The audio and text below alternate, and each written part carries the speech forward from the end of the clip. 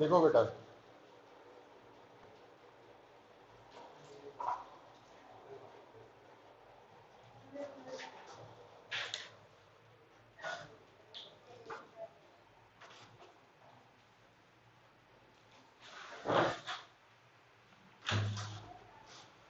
तो last time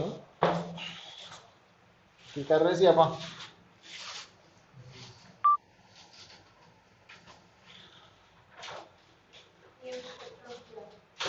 हाँ, हूँ एक पॉइंट नोट करके लिखो, इंपॉर्टेंट है।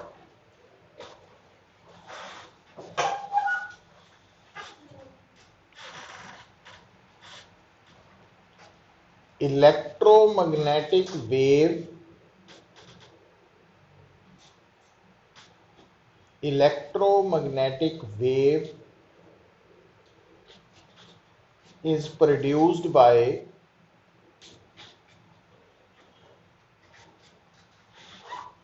an accelerating charge, an accelerating charge.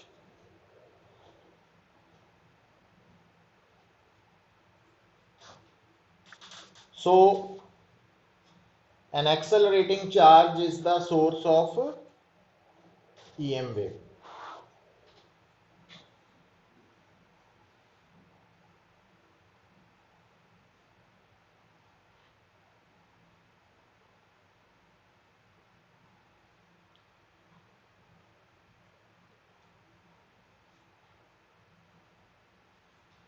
हुण इत्थे नोट करके की लिखे आपां कि अगर तुहानू कोई पूछे for 1 mark what is the source of EM wave, तो तुसी आंसर की देना? एन एक्सेलरेटिंग चार्ज, है ना। हुण एक्चुअली इनू असी जदों डिटेल दे विच डिस्कस करते हैं, देखो एक हुंदा स्टेशनरी चार्ज, ये सैपरेटली नोट कर लो अपने लिए। जिहड़ा स्टेशनरी चार्ज है ना, वो है source of electric field only. Stationary ये अलग लाइन आ गई ना तुहाडियां। Stationary charge is the source of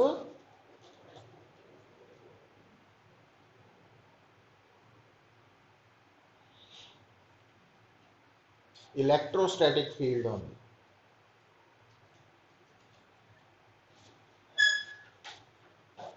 दूसरा लिखो, a charge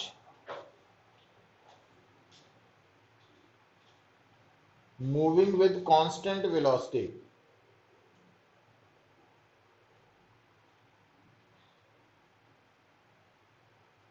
is the source of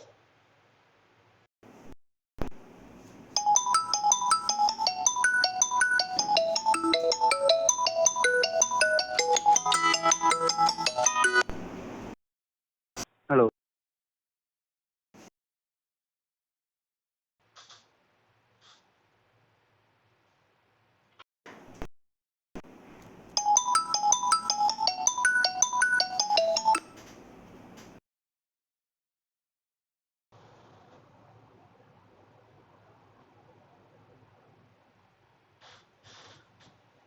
ये लिखे पुत्र,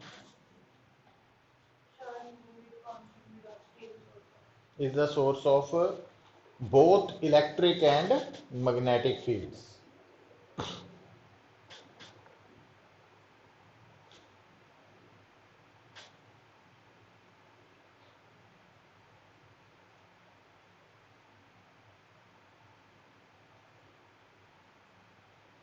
But these magnetic and electric fields, but these both fields कर लो, but these both fields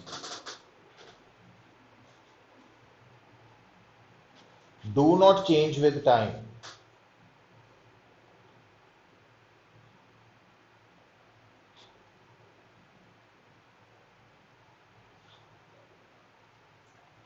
So no EM wave is produced. So no EM wave is produced.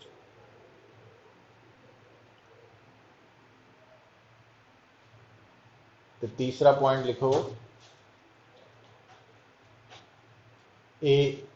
an accelerating charge an accelerating charge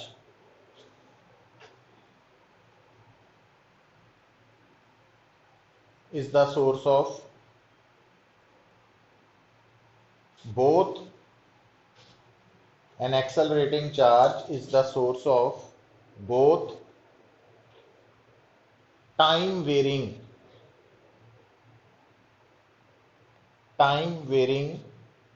electric and magnetic fields.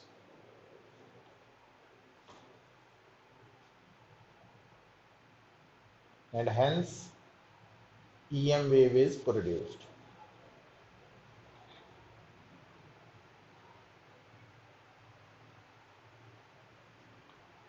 And hence EM wave is produced.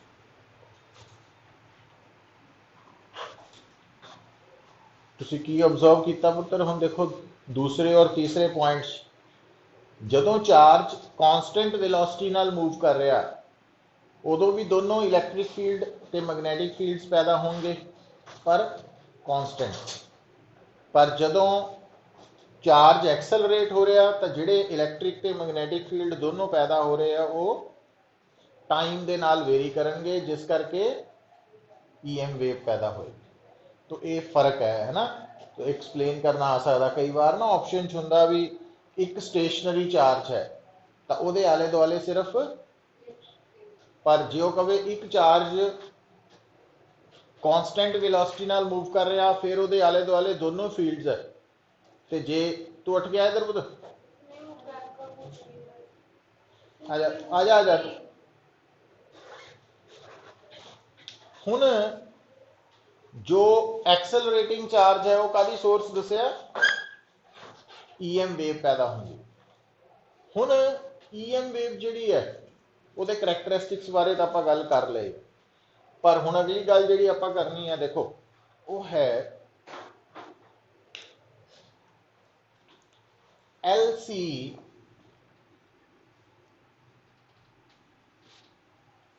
Oscillator.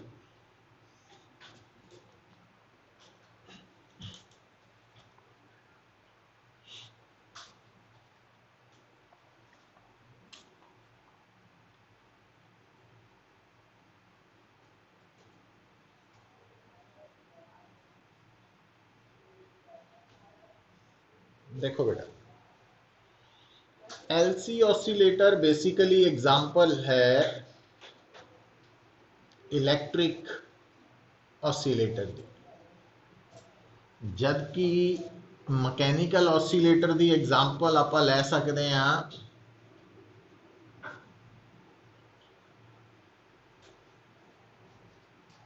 Simple pendulum.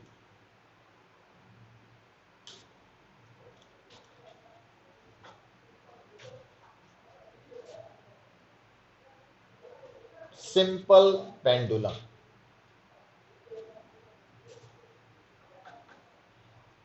हुण देखो भी, अगर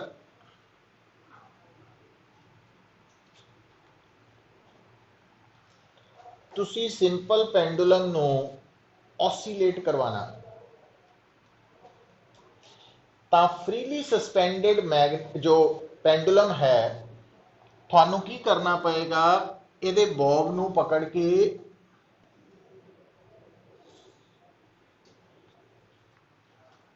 इत्थे ले जाना पएगा side पे, है ना। यूजली इदां करदे। हुण गल नू समझो, जदों तुसी ऑसिलेशन करवाउण लई इहनू इत्थों पकड़ के इत्थे लैके गए हैं ना, तो ये बॉब पहले नालों उच्चा नहीं हो गया, उचाई वध गई इहदी, मतलब इहदी ग्रेविटेशनल पोटेंशियल एनर्जी असी वधाती। वो किद्दां वधी? अपने आप नहीं वधी, असी वर्क किया वा अगेंस्ट फोर्स ऑफ ग्रेविटी, तो यदी पोटेंशियल एनर्जी वध गई। हुण जदों तुसी इहनू छड्डोगे तो ये वापस इधर आएगा,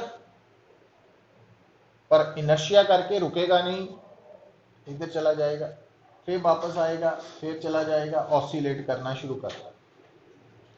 हुण जिहड़ा तुसी वर्क किया वा बॉब नू साइड ते ले जाण लई, उच्चा चक्कण लई, वो इस सिस्टम च की हो चुका store in the form of total energy, है ना। वो टोटल एनर्जी इत्थे ग्रेविटेशनल पोटेंशियल एनर्जी है एक्सट्रीम पोजीशन ते, पर जदों वापस आएगा इत्थे मीन पोजीशन ते वो सारी काइनेटिक च कन्वर्ट हो जाएगी। और दूसरी साइड वाल फिर पोटेंशियल, फिर काइनेटिक, फिर पोटेंशियल, फिर काइनेटिक, फिर पोटेंशियल। तो क्या ਜਿਹੜੀਆਂ दो पोजीशंस है ये एक्सट्रीम और मीन है। ਤੇ ਜਦੋਂ ਤੁਹਾਡਾ ਬॉल ਰਸਤੇ 'ਚ ਹੋਏਗਾ ਕਿਤੇ ਤਾਂ ਉਹਦੀ ਜਿਹੜੀ ਟੋਟਲ એનર્ਜੀ ਹੈ ਉਹਦੇ 'ਚ पोटेंशियल प्लस काइनेटिक दोनों कंट्रीब्यूट करते है ना, पता है कि नहीं। हुण ਜਿਹੜਾ LC ऑसीलेटर है ਉਹਦੇ 'ਚ ਵੀ ਬਿਲਕੁਲ सेम चीज़ है, बस फर्क की है कि जिद्दां इत्थे मैकेनिकल ऑसीलेशंस दे लई असीं वर्क कीता बॉब नूं उत्ते चुकन नूं, है ना, ऊपर ले जाण नूं, एक्सट्रीम पोजीशन तक ले जाण नूं। तो इत्थे की करांगे असीं वर्क करांगे बैटरी, मतलब असीं मीनस बैटरी, तो असीं वर्क करांगे कैपेसिटर नूं फुली चार्ज करन। तो इत्थे ऑसीलेशंस लई सब तो पहला की किया जाएगा, कैपेसिटर नूं बैटरी के नाल फुली चार्ज कर लिया जाएगा। वो उदां ही है जिद्दां पेंडुलम नूं असीं साइड ते लै गए सेम। अच्छा हुण ये जिहड़ा तुहाडा चार्ज कैपेसिटर है फुली चार्ज, तो मान लो यदि उपरली प्लेट पॉजिटिवली चार्ज है, नीचे वाली नेगेटिवली है, और इस टाइम इसका चार्ज मैक्सिमम है Q0। ਤਾਂ ਅਸੀਂ ਕੀ ਕਰਾਂਗੇ, ਜਿੱਦਾਂ ਇੱਥੇ ਸਾਈਡ ਤੇ ਲਿਜਾ ਕੇ ऑसीलेशंस ਲਈ ਸਾਨੂੰ ਇਹਨੂੰ ਛੱਡਣਾ ਪਏਗਾ, ਜਿੱਦਾਂ ਹੀ ਰਿਲੀਜ਼ ਕਰਾਂਗੇ ਵਾਪਸ ਆਏਗਾ। ਤਾਂ ਉਦਾਂ ਹੀ ਇੱਥੇ ਪੁੱਤਰ ਆਪਾਂ LC ऑसीलेटर ਦਾ ਮਤਲਬ ਫੁੱਲੀ ਚਾਰਜਡ ਕੈਪੈਸਿਟਰ ਨੂੰ ਇੰਡਕਟਰ ਨਾਲ ਜੋੜ ਦਾਂਗੇ।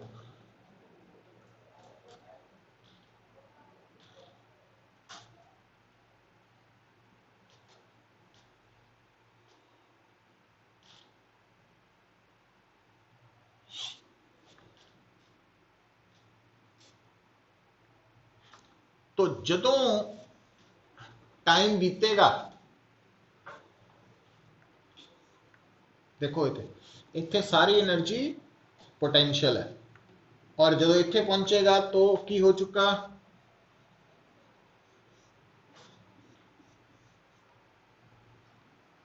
सारी एनर्जी काइनेटिक हो चुकी है। मतलब ये सिचुएशन भी जदों थोड़ा एक कैपेसिटर पूरी तरह नाल डिस्चार्ज हो गया, ये ते कोई चार्ज नहीं है, तो उस वक्त इंडक्टर के थ्रू मैक्सिमम करंट लंघ रहा, उस वक्त करंट मैक्सिमम हो जाएगा सर्किट का।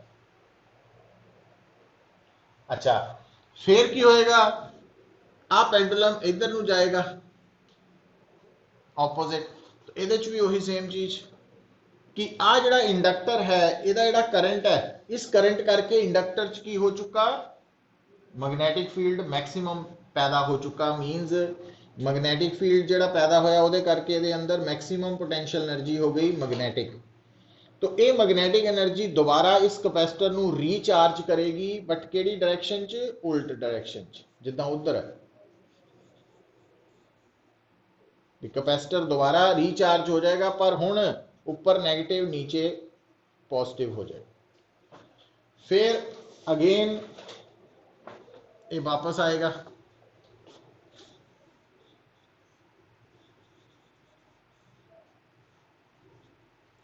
तो हुण फिर डिस्चार्ज हो जाएगा पूरी तरह, मतलब आ सिचुएशन आ जाएगी। फिर दोबारा रेपिटेशन होएगी, तो आ स्टेप्स चलेंगे। तो LC ऑसीलेटर इलैक्ट्रिक ऑसीलेटर की एग्जाम्पल है, और इस ऑसीलेटर दे विच बेटा कैपेसिटर दा चार्ज ते इंडक्टर दा करंट दोनों कॉन्टीन्यूसली चेंज होंगे, पर इतना चेंज होंगे कि जिस वक्त चार्ज मैक्सिमम है तो करंट जीरो, जिस वक्त करंट मैक्सिमम है तो चार्ज जीरो हो जाएगा।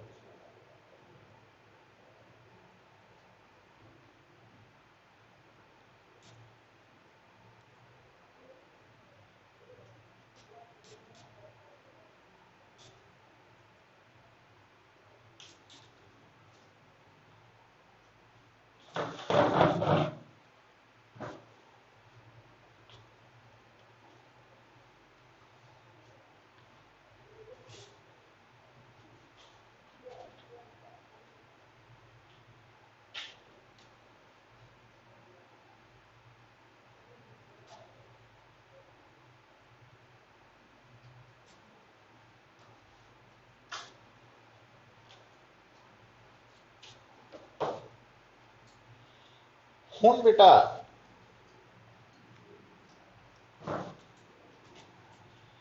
जिहड़ी गल याद रखनी है, एलसी ऑसीलेटर च जिहड़ा कैपेसिटर दा चार्ज है ना,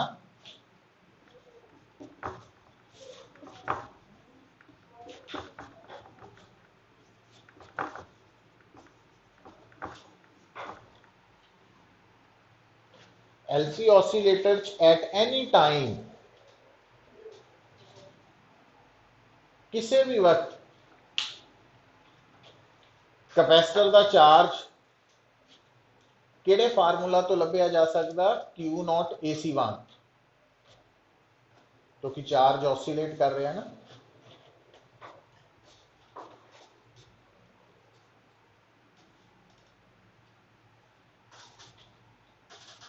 सो कैपेसिटर का चार्ज कभी जीरो है, कभी वध के मैक्सिमम हो गया, फिर घट के जीरो हो गया, फिर ऑपोजिट डायरेक्शन च मैक्सिमम हो गया एंड सो ऑन। ते जिहड़ा करंट है ना, वो भी आप इसे फार्मूला तो कढ़ सकते हैं, I इज इक्वल टू जो एक्सप्लेन करना चाहते हैं ना, वो लोड ज़्यादा नहीं पैनी, तो ये बन जाना Q नॉट, डिफरेंशिएट करांगे ना इन्हें, तो साइन द कॉस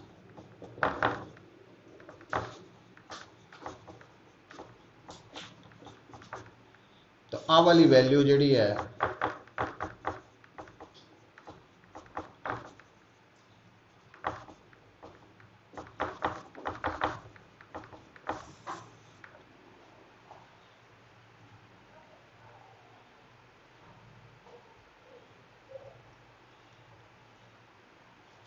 तो आ रिजल्ट तुसी याद रखना वा कि एलसी ऑसीलेटर च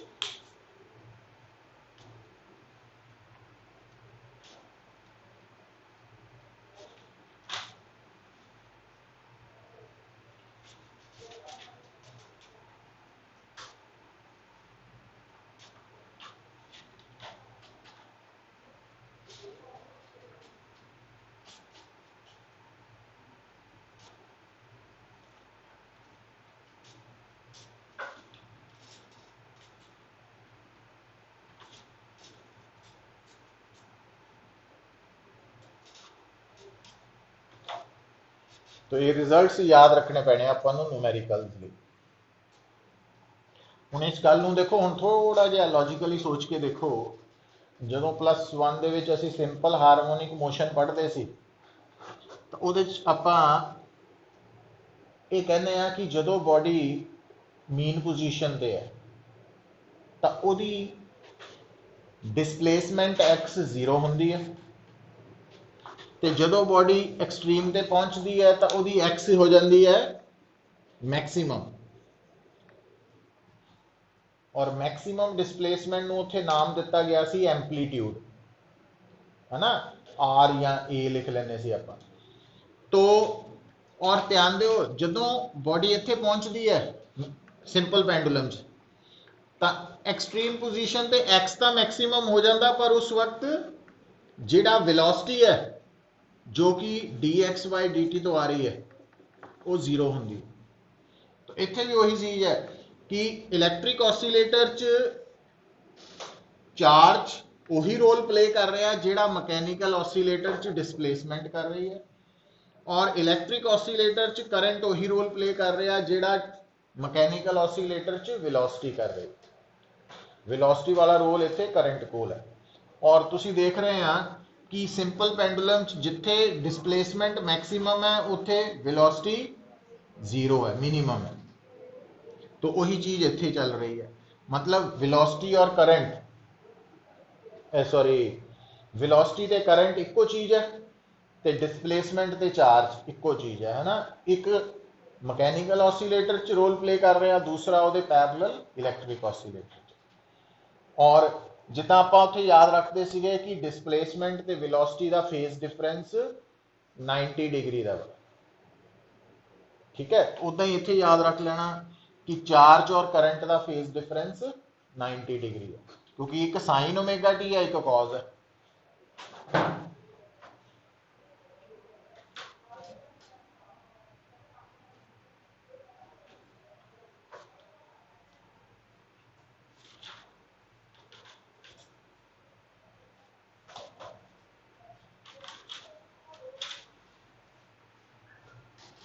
और एक गल होर याद रखो, जदों भी कोई चीज ऑसीलेट कर रही है, कोई भी फिजिकल क्वांटिटी ऑसीलेट कर रही है, तो वो एक्सेलरेट हो रही है, वो एक्सेलरेट हो रही है। क्योंकि आपां पढ़िया जिहड़ा ऑसीलेशन का कंसैप्ट है वो रीस्टोरिंग फोर्स तो आंदा, तो जिथे फोर्स आ गई उत्थे एक्सेलरेशन होनी होनी, तो बिना रीस्टोरिंग फोर्स के ऑसीलेशन नहीं होंगी। तो गल्लां जोड़ो, तो ऑसीलेशन रीस्टोरिंग फोर्स करके है, तो फोर्स करके एक्सेलरेशन होनी होनी है। मतलब कोई भी ऑसीलेटरी मोशन एग्जाम्पल है एक्सेलरेटेड मोशन की, कोई भी ऑसीलेटरी मोशन एग्जाम्पल है एक्सेलरेटेड मोशन की।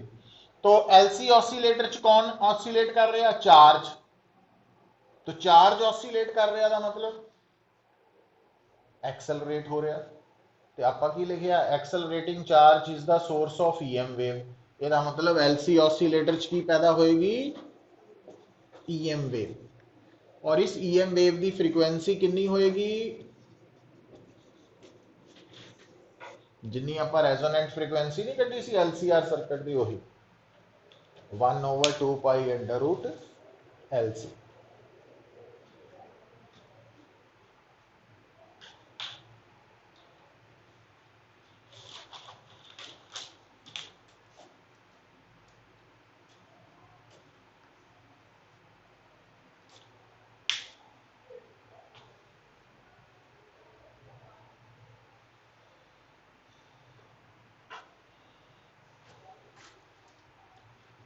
तो मेन पॉइंट किहड़ा याद रखना तुसी कि जिहड़ा एलसी ऑसीलेटर है उहदे अंदर चार्ज ऑसीलेट कर रहा, उस ऑसीलेटिंग चार्ज की वैल्यू कभी 0 है, कभी मैक्सीमम है एंड सो ऑन।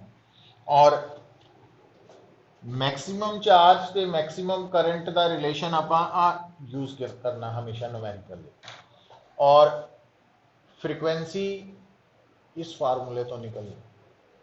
अच्छा, ये 2 पॉइंट्स आने हैं। तीसरा पॉइंट लिखो पुत्र, देखो ये जिहड़े केस हुंदे हैं ना, आपां सिर्फ की मन के चलते हैं कि रीस्टोरिंग फोर्स लग रही है, डैंपिंग फोर्स कोई नहीं है। अपोजिंग फोर्स जिहड़ी एनर्जी नूं हीट च कन्वर्ट कर सके तो वो कोई नहीं है। इस करके ये जिहड़े मोशन हुंदे हैं ना थ्योरेटिकली, इहनूं कहंदे आ अनडैम्प्ड ऑसीलेशंस। तो अनडैम्प्ड ऑसीलेशंस च टोटल एनर्जी हमेशा की रहिंदी है? कॉन्स्टेंट रहिंदी है। तो हुण जिहड़ी गल आपां नोट करनी है इत्थे पुत्त,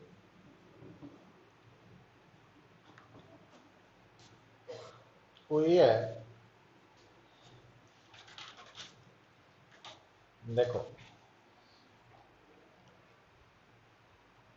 जदों ना सिंपल पेंडुलम ऑसीलेट करदा, तो जिस वक्त वो पेंडुलम एक्सट्रीम पोजीशन ते है, तो उस पेंडुलम की टोटल एनर्जी सारी दी सारी पोटेंशियल है।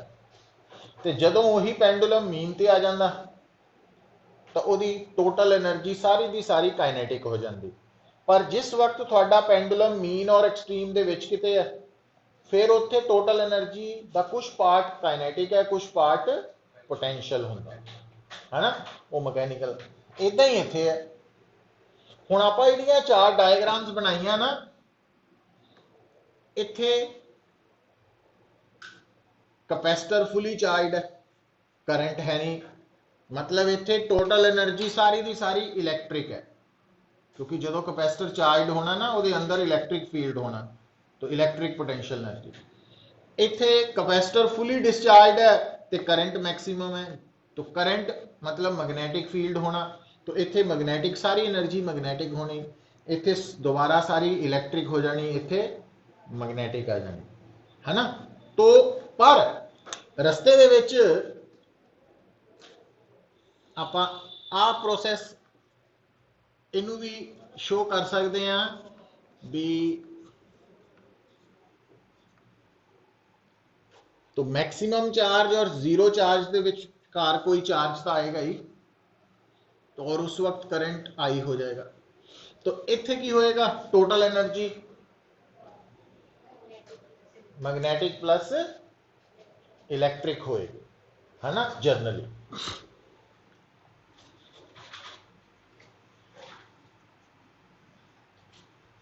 तो जनरली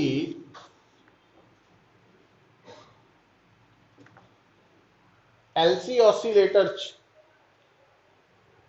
जिहड़ी टोटल एनर्जी है जो कि sum of electric and magnetic energies है, वो टोटल हमेशा कांस्टेंट रहिंदी है। फर्क किहदे च पैंदा पुत्त? अच्छा, कि फर्क किहदे च पैंदा? इलैक्ट्रिक ते magnetic energies. Total energy conserve है।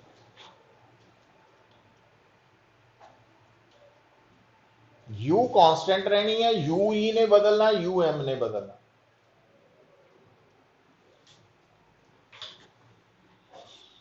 जे तुसी किसी टाइम ते इलैक्ट्रिक एनर्जी कैलकुलेट करनी है तो तुसी फार्मूला लगाना हाफ क्यू स्क्वायर बाय सी।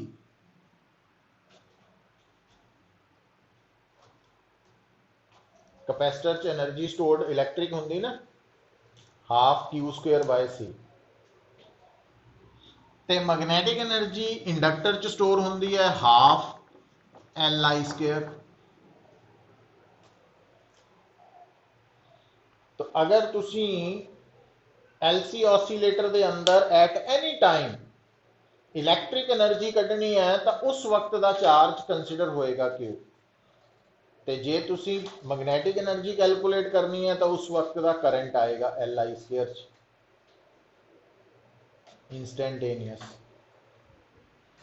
पर जिहड़ी टोटल एनर्जी है वो इन्हां दोनों के सम तो बनी, ठीक है, और वो कितनी है? तो इस वक्त वो सारी की सारी मैक्सिमम इलैक्ट्रिक एनर्जी, तो मैक्सिमम इलैक्ट्रिक एनर्जी हाफ या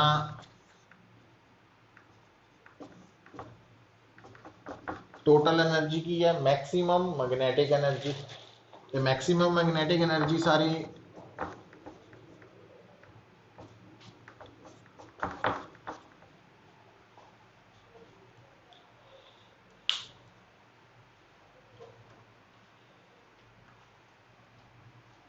तो जिहड़ा तुहाडा इलैक्ट्रिक ऑसीलेटर है उहदे अंदर टोटल एनर्जी या तो कैलकुलेट करूंगे उस वक्त की इलैक्ट्रिक ते मैग्नेटिक एनर्जीज का सम, ते या उन्होंने लिख सकते हैं मैक्सिमम इलैक्ट्रिक एनर्जी के बराबर, या उन्होंने लिख सकते हैं मैक्सिमम मैग्नेटिक एनर्जी के बराबर।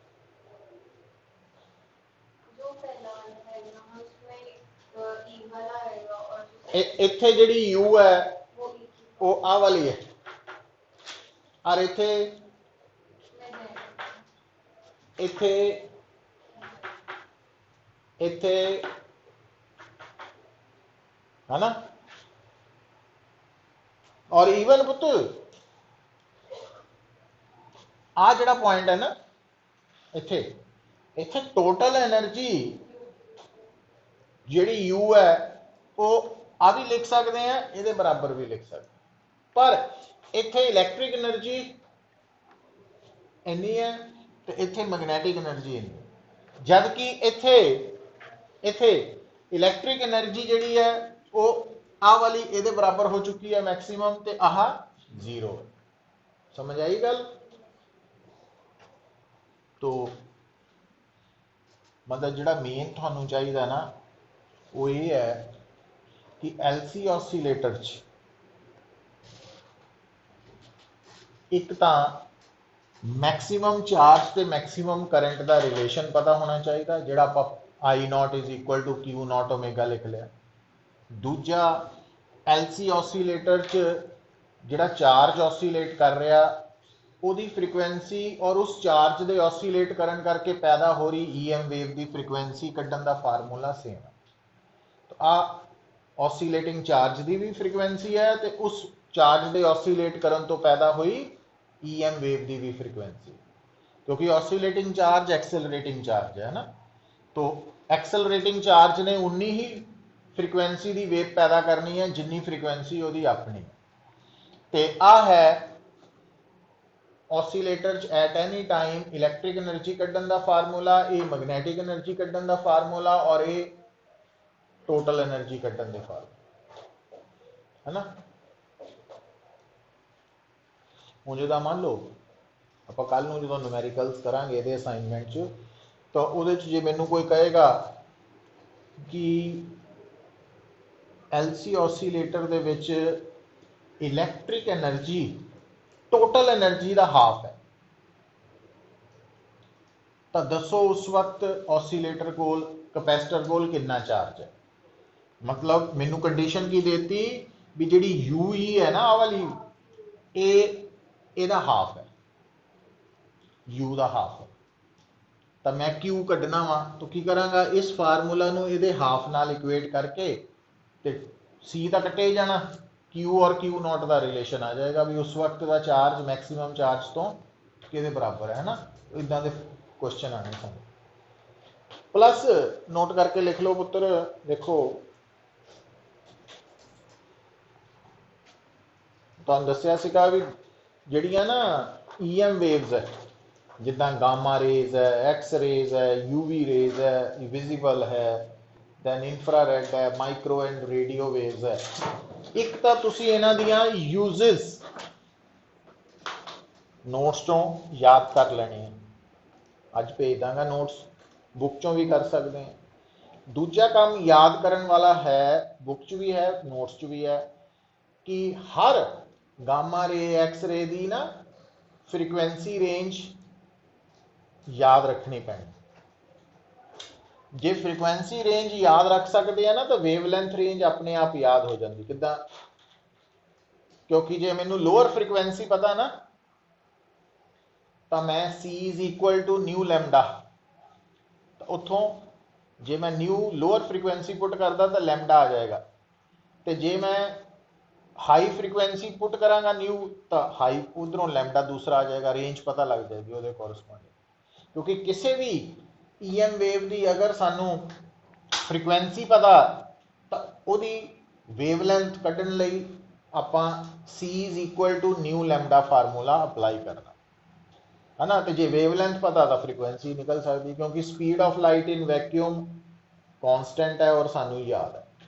तो एक तो वो गल याद रखनी है। दूसरा ये जिद्दां तुहाडे सामने है ना LC ऑसीलेटर, जिहड़ा LC ऑसीलेटर है ना ये बेसिकली सोर्स है, लिखिया तो आप EM वेव ही है, बट ये मेनली रेडियो वेव्स पैदा करता, रेडियो वेव्स पैदा करने वाला डिवाइस है LC ऑसीलेटर। पूछ सकता LC ऑसीलेटर भी रेडियो वेव्स नू प्रैक्टिकली पैदा करना तो की चाहिए सानू। थ्योरेटिकली तो आप कह दिता ना accelerating charge, but practically LC oscillator चाहिए रेडियो वेव्स नू पैदा करना। अच्छा, फिर जे कहे भी माइक्रोवेव्स नू पैदा करने लिए किहड़ा डिवाइस चाहिए है, नोट च लिख लो ना कि cause of production of EM waves, cause of production सारियां लिखा देनी है ना ये, cause of production of EM waves, EM waves के पैदा होने का कारण। पहला लैफ्ट वाल लिख लो रेडियो वेव्स, लिख लिया लैफ्ट वाल रेडियो वेव्स, तो उहदे सामने लिख लो LC ऑसीलेटर।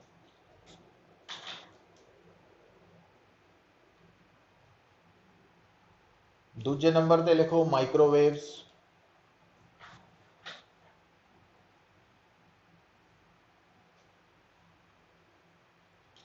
माइक्रोवेव्स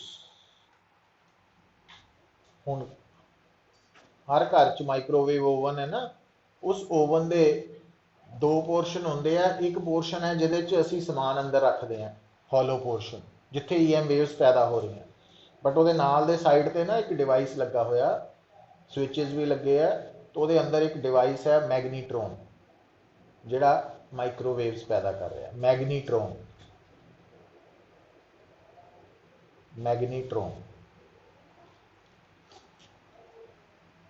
थर्ड है, थर्ड च ना इकट्ठे लिख लेना इंफ्रारेड, लाइट ते ultraviolet,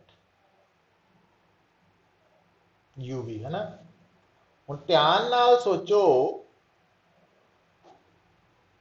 hydrogen spectrum, Bohr model chemistry च भी पढ़िया, लेमन सीरीज, बामर सीरीज है ना, ते बाकी 3 सीरीज। लेमन सीरीज दे विच यूवी रेडिएशन पैदा होंदी है, बामर च विजिबल और बाकी 3 च इंफ्रारेड। कितना पैदा हुई जदों उस एटम दे अंदर electrons higher energy level to lower energy level jump कर दे, तो इनू कह दिंदे आ इलैक्ट्रॉनिक ट्रांजिशंस। तो लिख लो electronic transitions in an atom, electronic transitions in an atom.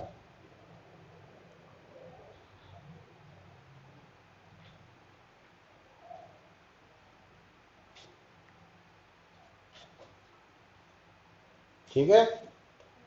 अच्छा, फिर लिखो एक्सरेज।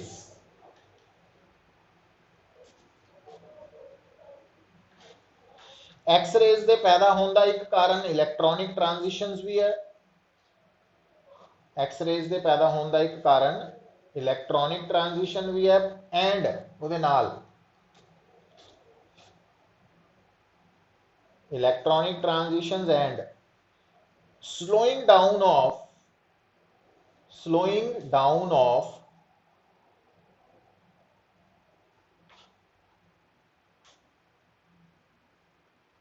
fast moving electron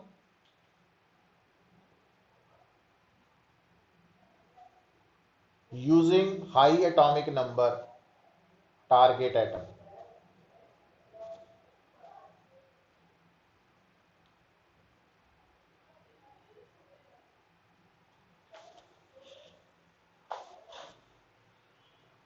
हुण देखो पुत,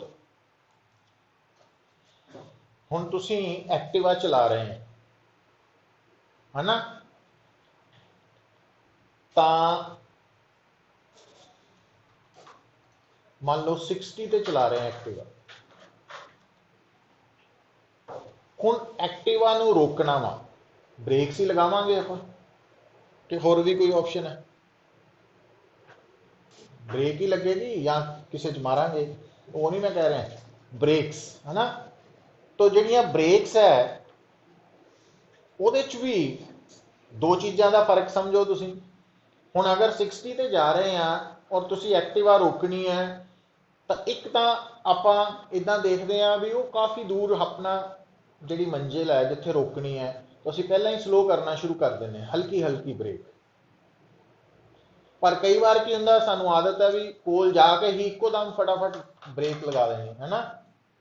दोनों च फर्क की हुंदा तुसीं नोट करियो, जदों तुसीं इक्को दम ब्रेक लगा के रोकदे हैं तो आवाज़ भी पैदा हुंदी उत्थे आंदी है ना, टायर भी घसदा वा, सड़क ते कई बार निशान पै जांदे आ जिहड़ी जबरदस्त ब्रेक लगी होए है ना, ते टायर गर्म भी बहुत ज़्यादा हो जाना। मतलब वो होया कित्थों, आवाज़ कित्थों आई, टायर गर्म किदां हो गया, वो kinetic energy other form of energy च कन्वर्ट हो गई।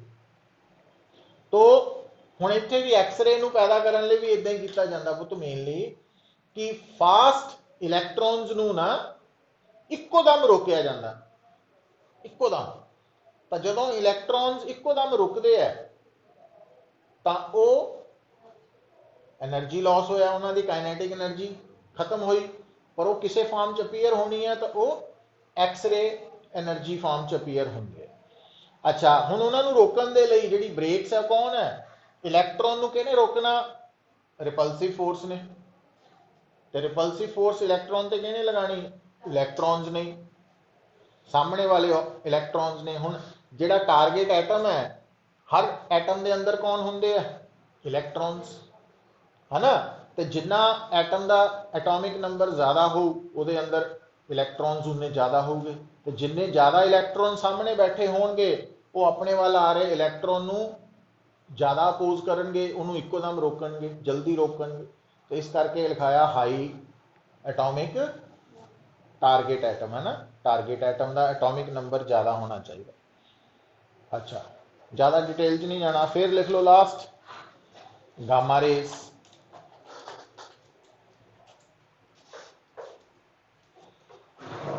गामा रेस ਦੇ ਵਿੱਚ बेटा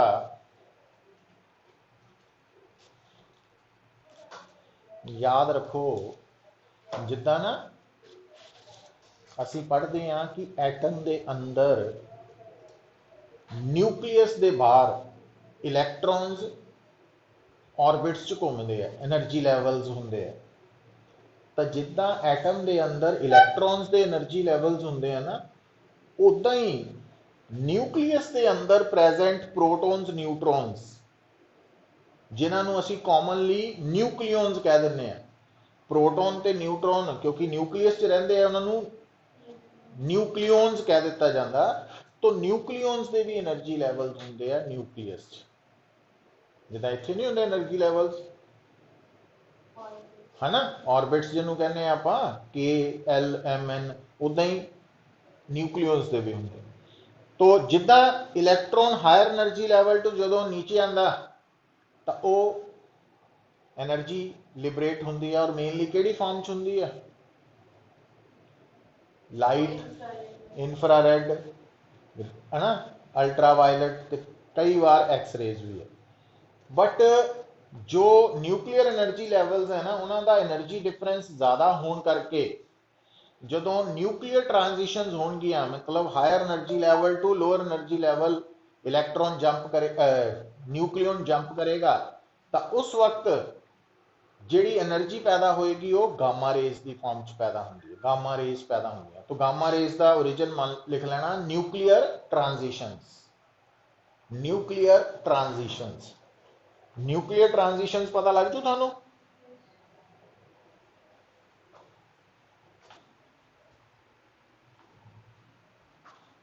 भी न्यूक्लियस के अंदर एनर्जी लैवल्स है तो जो हायर एनर्जी लैवल तो lower energy level nucleon proton neutron jump करते हैं तो गामा रेस पैदा होंगी। तो गामा रेस के ओरिजिन का कारण जुड़िया होया न्यूक्लियर ट्रांजिशन से। तो एक एक नंबर के पॉइंट्स है याद रखने पैने थानू। और जिहड़ी फ्रीक्वेंसी रेंज के यूजेस ऑफ EM वेव्स है वो नोट्स या बुक चों करनी, वो लिख लो हैडिंग उत्थे लिख लो फ्रॉम बुक और नोट्स, ताकि पता होए भी ये करना। क्योंकि नोट्स के विच या बुक्स च ना ये जिहड़ा यूनिट है बहुत वड्डा एक्सट्रा बहुत दिता है। तो जिन्ना करवाया गया और लिखाया गया सिर्फ उन्ना ही नोट्स चों या बुक चों करना, बाकी नहीं करन दी लोड़। समझ गए गल नूं? तो फालतू ना करियो, अदरवाइज तो बहुत वड्डा यूनिट बन जाना है। बट साडे काम का सिर्फ इन्ना ही +2 च भी ते कॉम्पीटिशन लई।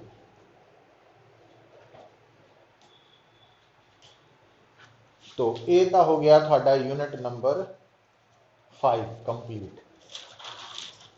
ठीक है, तो हुण नोट कर नोट नहीं हुण हैडिंग ही लिखो यूनिट नंबर 6। थोड़ा स्टार्ट करते हैं कल नूं, ये पहला थोड़े न्यूमेरिकल्स करके थोड़े ही है अद्धे घंटे के होने, फिर अगे चलांगे।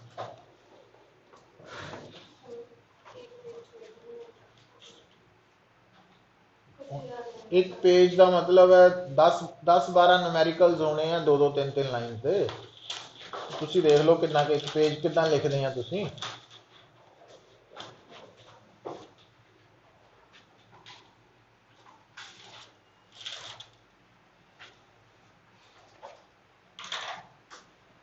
Unit number 6 optics.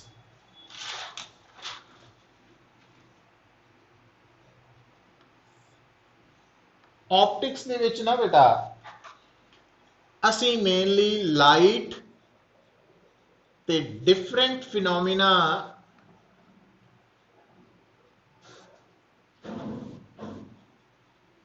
Related with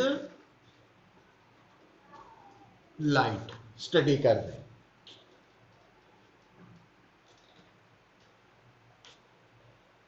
light और ਉਹਦੇ ਨਾਲ जुड़े हुए अलग अलग फिनोमिना ਨੂੰ स्टडी किया जाता है।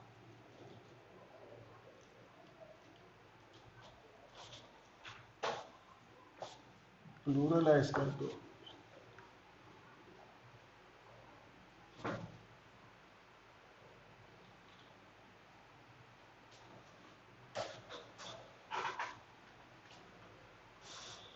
हुण ये जिन्ने भी फिनोमिना है ना इन्हां नूं असीं स्टडी करते वक्त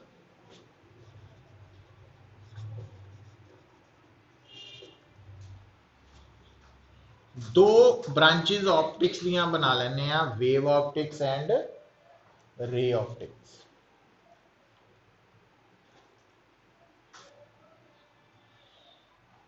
जदों असीं वेव ऑप्टिक्स की गल करते हैं तो ये अंडर असीं जिहड़ा मेनली फिनोमिना स्टडी करते हैं वो है इंटरफेरेंस, डाइफ्रैक्शन ते पोलराइजेशन।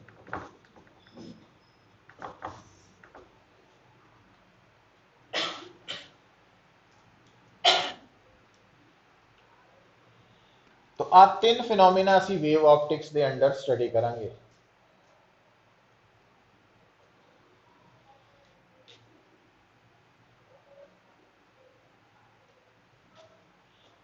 पर इन्हां फिनोमिना नूं एक्सप्लेन करते वक्त असीं wave nature of light is taken into consideration।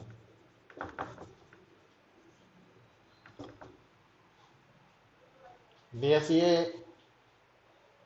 हमेशा सोचते हुए कि लाइट एक वेव है और आपां नूं हुण तां पता लग गई कि लेटेस्ट इंफॉर्मेशन कि वो ईएम वेव है, ट्रांसवर्स नेचर की वेव है, क्रैस्ट ट्रफ की फॉर्म च एग्जिस्ट करती है। पर जदों असीं बेटा रे ऑप्टिक्स की गल करते हैं, रे ऑप्टिक्स दे विच जिद्दां reflection of light, refraction, dispersion, optical instruments,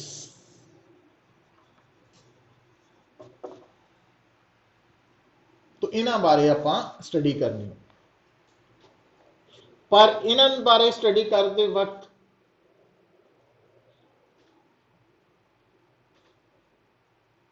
असीं सिर्फ की मनांगे कि light travels along a straight path in a homogeneous medium।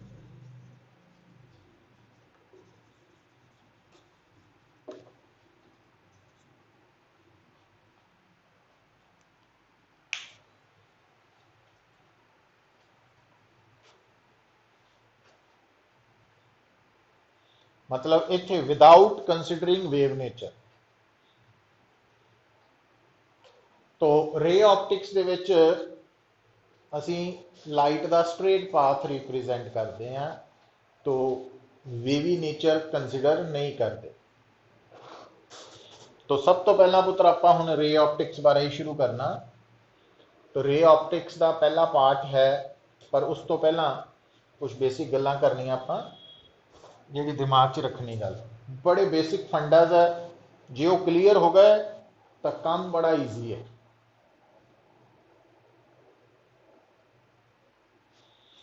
देखो पुत्र, तो रे ऑप्टिक्स आप शुरू कर रहे हैं। रे ऑप्टिक्स दे विच असी हमेशा रे ऑप्टिक्स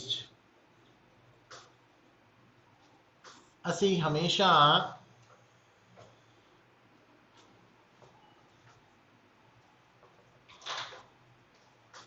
ਲਾਈਟ ਨੂੰ ਸਟ੍ਰੇਟ ਲਾਈਨ ਦੇ ਨਾਲ ਰਿਪਰੈਜ਼ੈਂਟ ਕਰਾਂਗੇ ਤੇ ਵਿੱਚ ਐਰੋ ਪਾ ਦਾਂਗੇ। तो ये दस रहा वा भी थोड़ी लाइट राइट साइड में जा रही है। एरो डायरेक्शन ऑफ प्रोपोगेशन दस रहा। तो जदों भी तुसी लाइट नू एक स्ट्रेट लाइन नाल विद एरो रिप्रेजेंट करते हैं तो उस लाइन नू असी रे ऑफ लाइट कह दें। तो रे ऑफ लाइट बेसिकली की हो गया, a straight line with an arrow head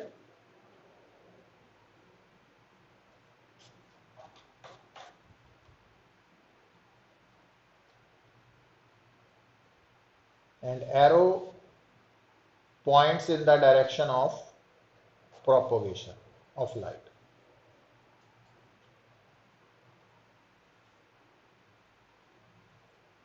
arrow की दसदा डायरेक्शन ऑफ प्रोपोगेशन। मतलब ये सारियां टर्म्स किसी ने पूछनिया नहीं, सानू पता होनी चाहिए। किसी ने नहीं कहना डिफाइन रे ऑफ लाइट है। अच्छा, फिर बेटा बीम ऑफ लाइट।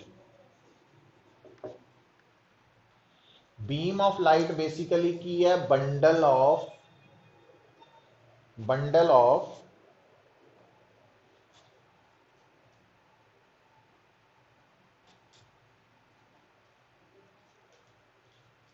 कादा बंडल, 2 और more than 2 rays of light, 2 या 2 तो ज्यादा रेज का बंडल। हुण हर घर च झाड़ू हुंदा ना, तो जिहड़े झाड़ू दे तीले है वो रे है, तो पूरा झाड़ू बीम है ना। हुण इत्थे आपां जदों भी बीम ऑफ लाइट शो करांगे तां घट्टो घट्ट 2 रेज उहदे च होणियां जरूरी है। हुण जे पुत्तर तुहाडे विच जिहड़ी बीम है उहदियां दोनों रेज इदां वा, इनू पैरेलल बीम कह दिंदे हैं। ते जे 2 रेज जिहड़ियां बीम दियां इदां वा, उहनू डाइवर्जिंग बीम, ते 2 रेज इदां वा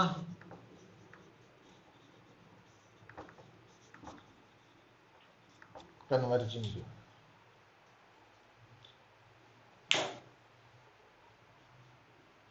डाइवर्जिंग, कन्वर्जिंग, पैरेलल बीम है ना।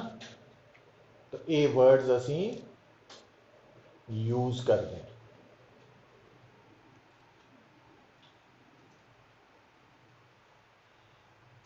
डाइवर्ज का मतलब हुंदा फैलना, कन्वर्ज मतलब इकट्ठे होना, है ना। ठीक है, तो ये पहचान मतलब होनी चाहिए थानू।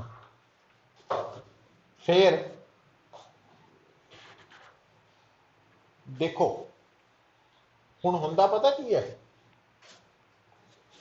एक टर्म आती है होमोजीनियस मीडियम। होमोजीनियस मीडियम का मतलब हुंदा भी थ्रू आउट हर जगह ते प्रॉपर्टी सेम है। होमोजीनियस मीडियम के अंदर जिहड़ी लाइट है ना, वो हमेशा स्ट्रेट पाथ फॉलो करती है। हुण आ देखियो, इधर देखो पुत्त, तो मान लो आ सारा होमोजीनियस मीडियम, तो रे ऑफ लाइट ने स्ट्रेट पाथ फॉलो करना। पर आपां गल नूं समझाउण दे लई ना आ देखियो मैं की करन लगा, इत्थे जान के जिहड़ी सानू डॉटेड लाइन नज़र आ रही है ना, वो एक तरह का उन्होंने समझो भी थोड़ा घर ते थोड़े नेबर गुआढ़ी का घर है ना, तो दोनों जुदा करने वाली बाउंड्री वाल दीवार है, होंदी है ना घर च दीवार, दोनों अलग करने वाली। तो ये दीवार है, दीवार मतलब सरफेस इदा वा बेसिकली। अच्छा, आ जिहड़ा सरफेस है ना वाला, ये प्लेन भी हो सकता कर्व्ड भी हो सकता। आम तौर पर तो जी ਸਾਡੇ ਘਰ ਨੂੰ ਜਾਂ ਗੁਆਂਢੀ ਦੇ ਘਰ ਨੂੰ ਅਲੱਗ ਕਰਨ ਵਾਲੀ ਦੀਵਾਰ ਉਹ ਤਾਂ ਪਲੇਨ ਹੀ ਹੁੰਦੀ ਹੈ, ਬਟ ਉਹ ਕਰਵਡ ਨੇਚਰ ਦੀ ਵੀ ਹੋ ਸਕਦੀ ਹੈ।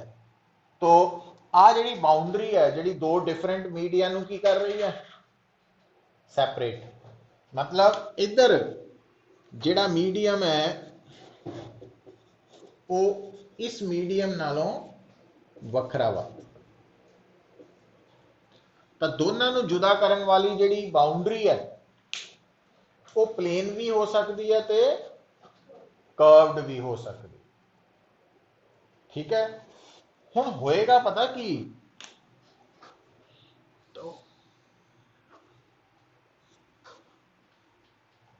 ਆ ਜਿਹੜੀ ਰੇ ਆਫ ਲਾਈਟ ਹੈ ਨਾ ਪੁੱਤ, ਇਹ ਬਾਉਂਡਰੀ ਦੀ ਤਰਫ ਜਾ ਰਹੀ ਹੈ।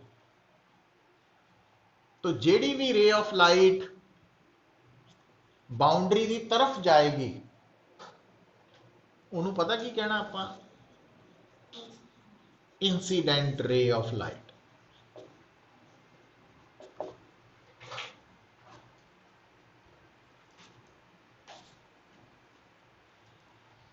तो आ बाउंड्री है ना,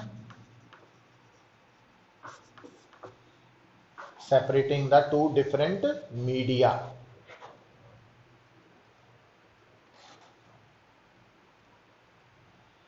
हुण पुत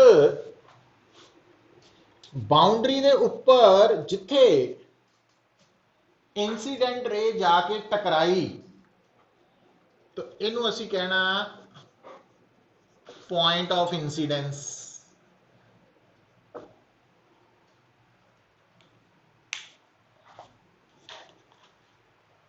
ठीक है, हुण पुत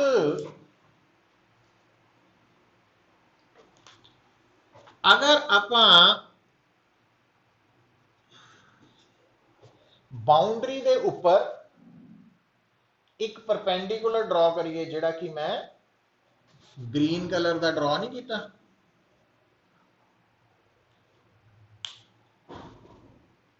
ये बाउंड्री के ऊपर पॉइंट ऑफ इंसीडेंस ते होना चाहिए। तां होएगा कि जदों भी कोई रे ऑफ लाइट बाउंड्री ते पहुंचेगी ना, दो पॉसिबिलिटीज है। एक्चुअली रे ऑफ लाइट की है, काइंड ऑफ एनर्जी है। जदों एनर्जी बाउंड्री ते पहुंचेगी दो पॉसिबिलिटीज की है, भी ओदा कुछ हिस्सा वापस आ जाएगा ते कुछ हिस्सा दूसरे मीडियम वाल चला जाएगा। जिहड़ा हिस्सा वापस आया वो है रिफ्लैक्टेड रे, ते जिहड़ा दूजे पासे चला गया वो है रिफ्रैक्टेड रे।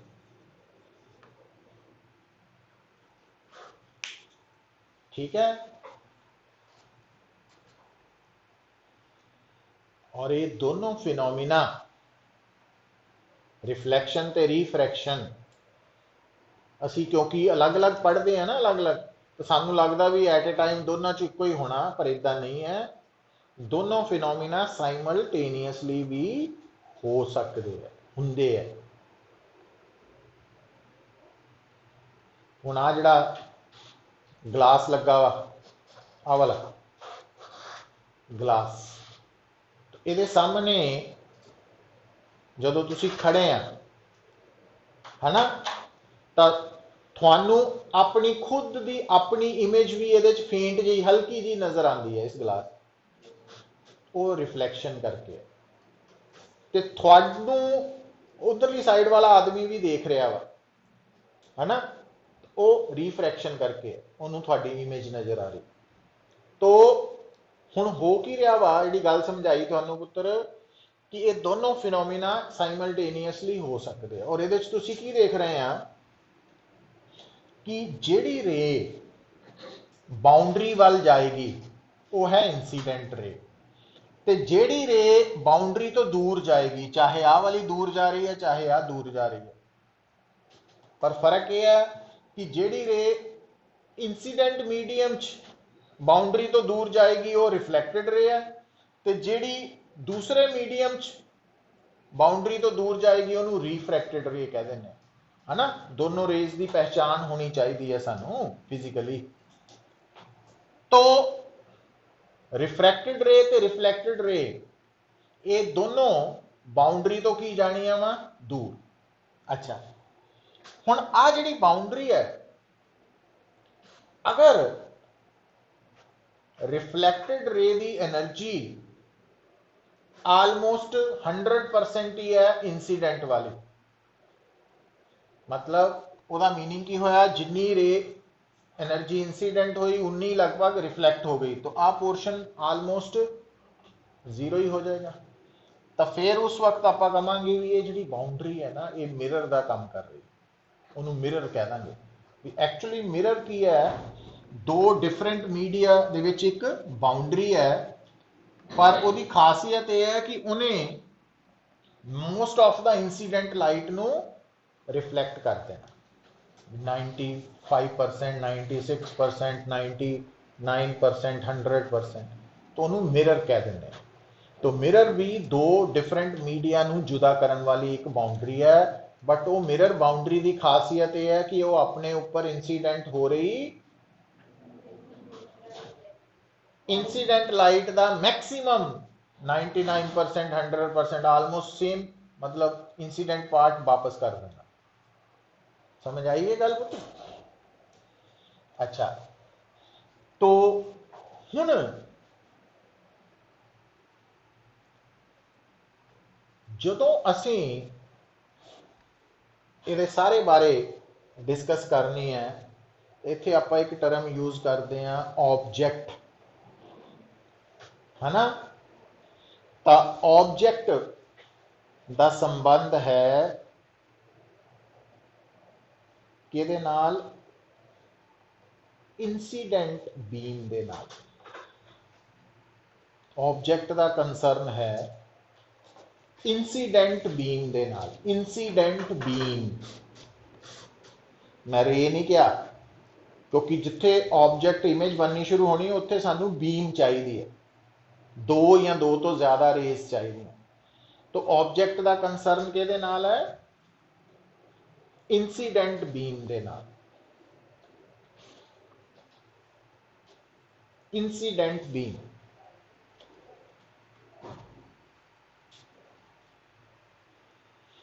अच्छा, हुण जिहड़ी तुहाडी ना इंसीडेंट बीम है,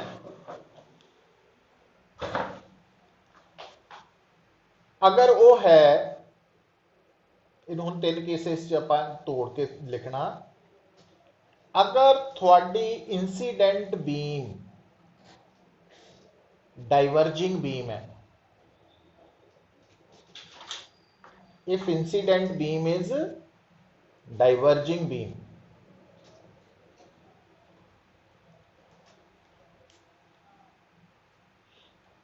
then object will be real object,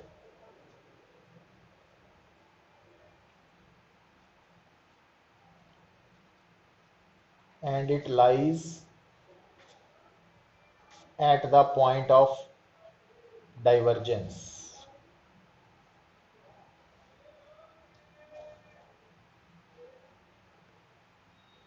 वो मैं बना के दस, फिर लिखो पुत्र, if incident beam is converging beam,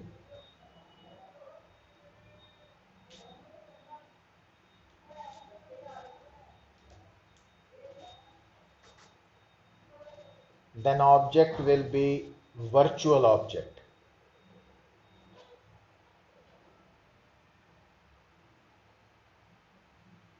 and it lies at point of convergence.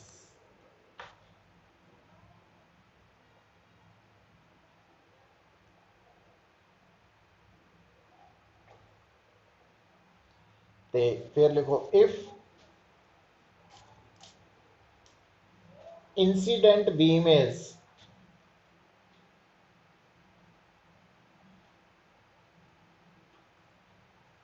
parallel beam,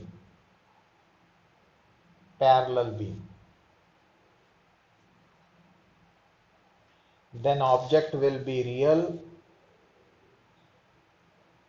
but lies at infinity.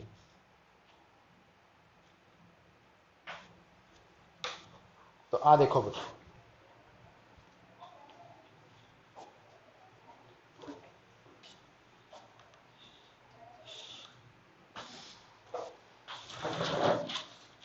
तो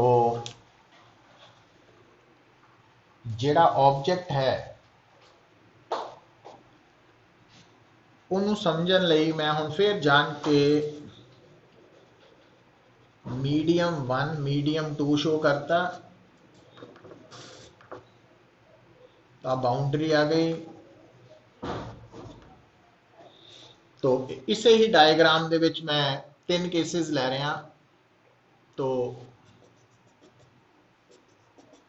आ देखिए हुण अगर थानू शो किया जाए इदां, तो यदा मतलब है पैरलल बीम इंसीडेंट हो रही। मतलब जे थोड़े सामने डायग्राम दे विच एक तो ज़्यादा मतलब 2-3 इंसीडेंट रेज है, वो रेज जड़ियाँ बाउंड्री वाल जा रही हैं, तो अगर वो पैरलल है तो यदा मतलब ऑब्जेक्ट रियल है पर लाई पता कितने कर रहा इनफिनिटी। पर जे डायग्राम इदा बनी है वो तो देखो ये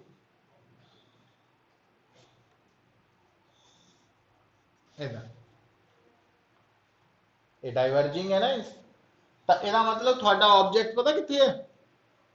तो इन्हों पिछे नू एक्सटेंड करके आ पॉइंट ऑफ डाइवर्जेंस, तो आ ऑब्जेक्ट है। तो जे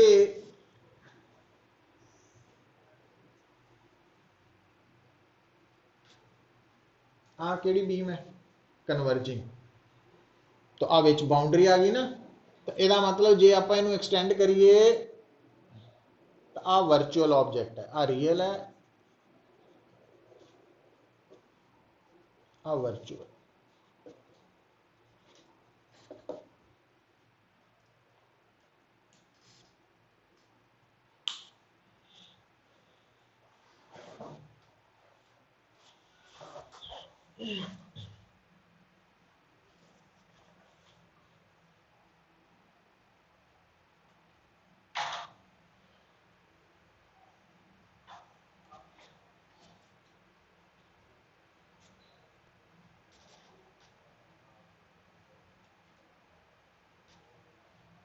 ठीक है पुत्र। तो मतलब ऑब्जेक्ट जिहड़ा कंसैप्ट है वो रिफ्लैक्शन च भी आना वा ते रीफ्रैक्शन च भी आना, मिरर च भी होना ते लेंस च भी होना। इस करके मैं ऑब्जेक्ट के बारे थानू डिटेल च दसता वा। पर हुण आपां कल नूं शुरू करांगे, पहलां तां न्यूमेरिकल्स करांगे, फिर उस तो बाद टाइम बचेगा तो आपां नैक्सट पोर्शन इहदा शुरू करांगे रिफ्लैक्शन ऑफ लाइट। ठीक है, ये बेसिक गल्लां सीगियां जिहड़ियां थानू दसदियां वा। तो मतलब डायग्राम बनाने लगे अगर ये पॉइंट्स नू असी माइंड च रखांगे ना तो काम बड़ा ईजी होएगा।